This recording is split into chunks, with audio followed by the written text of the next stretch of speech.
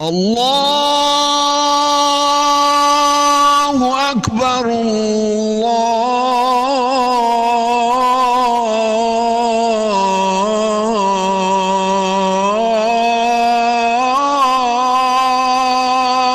اکبر۔ اے ایمان والو، جب جمعے کے دن نماز کے لیے پکارا جائے تو اللہ کے ذکر کی طرف لپکو اور خرید و فروخت چھوڑ دو، یہ تمہارے لیے بہتر ہے اگر تم سمجھو۔ آج کا خطبہ عنوان: معاشرے کو بہتر بنانے کے لیے ہر شخص کو ڈسپلن یعنی نظم و ضبط کا پابند ہونا ہوگا۔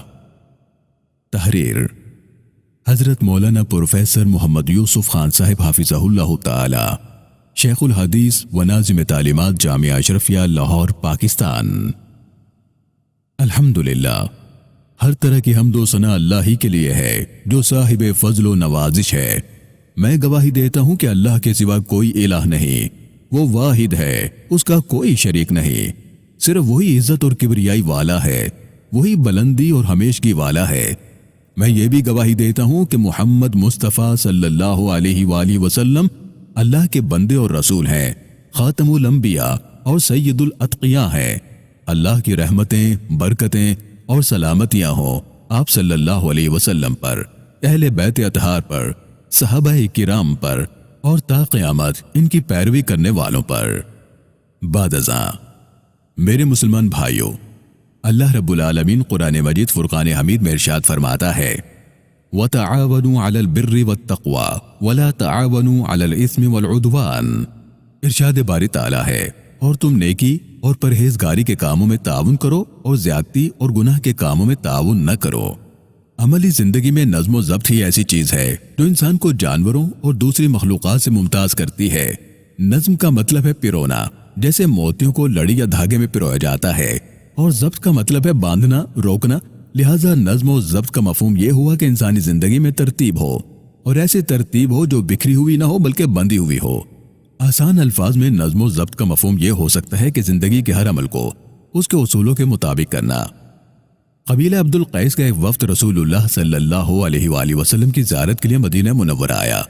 اس وفد کے سب لوگ اپنی سواریوں سے کود کر جلدی سے آپ صلی اللہ علیہ وسلم کی خدمت میں پہنچ گئے، لیکن وفد کا سردار منذر، جن کا عرف اشج تھا، انہوں نے جلدی کرنے کے بجائے سواری سے اتر کر پہلے سامان کو اکٹھا کر کے محفوظ کیا، پھر نہا دھو کر کپڑے تبدیل کیے، اس کے بعد متانت اور وقار کے ساتھ خدمت نبوی صلی اللہ علیہ وسلم میں حاضر ہوئے۔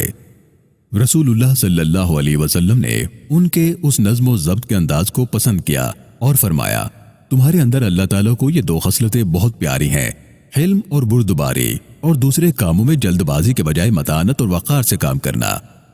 نظم و ضبط کسی بھی معاشرے میں ایک فرد سے شروع ہوتا ہے، اس لیے کہ معاشرہ افراد کے مجموعے کا نام ہے۔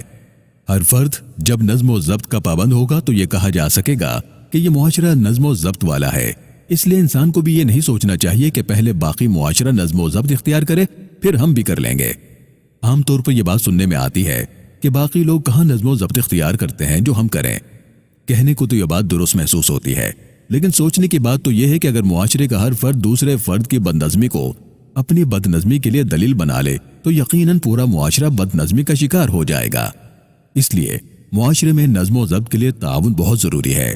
اس سلسلے میں تعاون کی بہترین صورت یہی ہے کہ ہم خود سب سے پہلے نظم و ضبط اختیار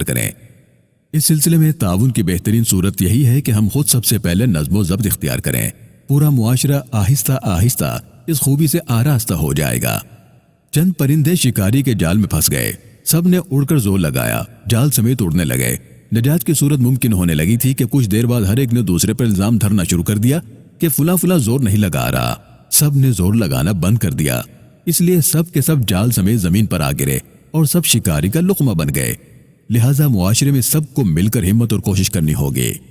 میرے مسلمان بھائیوں، کسی بھی معاشرے میں نظم و ضبط کو برقرار رکھنے کے لیے اعلیٰ ترین اخلاقی قدروں کی بہت ضرورت ہوتی ہے، مثلاً ایثار، ہمدردی، قناعت، ایمانی قوت، حلم و بردباری، متانت اور وقار۔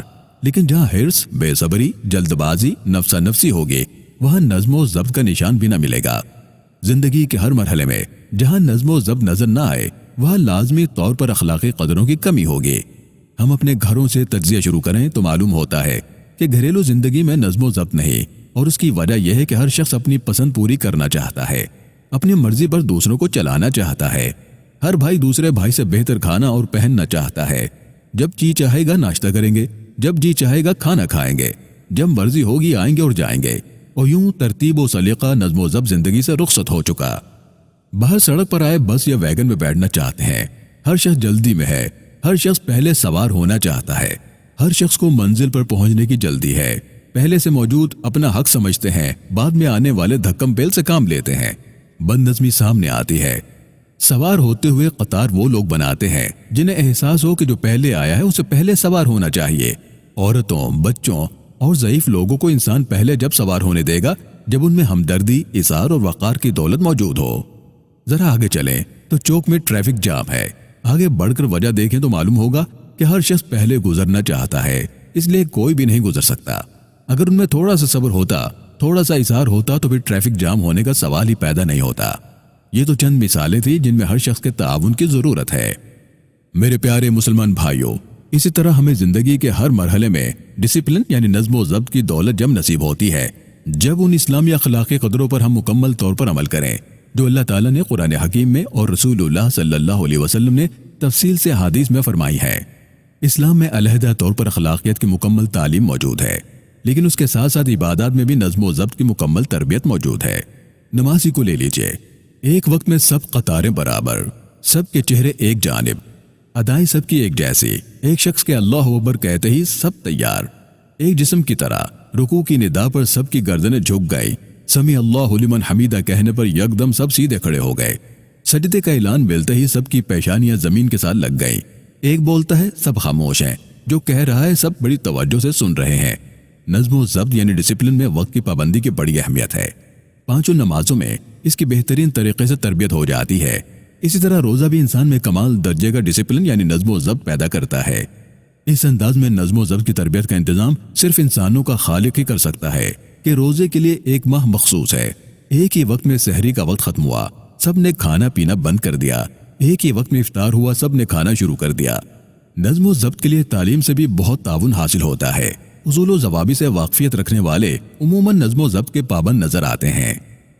میرے بھائیوں، عام لوگوں کا ان اصولوں سے روشناس ہونا انتہائی ضروری ہے جو ہماری گھریلو زندگی سے تعلق رکھتے ہیں یا دفتر کے لیے ضروری ہیں، اور وہ اصول جو ہمارے چلنے پھرنے، گفتگو کرنے اور مجالس میں اٹھنے بیٹھنے سے تعلق رکھتے ہیں۔ ایسے اصولوں سے دوسروں کو آگاہ کرنا بھی نظم و ضبط میں تعاون کی ایک صورت ہے۔ لیکن نظم و ضبط میں تعاون کی سب سے بڑی صورت یہ ہے کہ معاشرے کا ہر فرد اپنی ذات میں، اپنے گھر میں، اپنے دفتر میں، اپنے ادارے اور دکان میں نظم و ضبط کا پابند ہو جائے۔ جب کسی بھی معاشرے میں مکمل طور پر نظم و ضبط آ جاتا ہے تو پھر بہت سی اخلاقی اور معاشرتی شکایات خود بہت ختم ہو جاتی ہیں۔ اللہ تعالی ہمیں زندگی کے ہر مرحلے میں نظم و ضبط عطا فرمائے، آمین۔ وآخر دعوانا ان الحمد للہ رب العالمین۔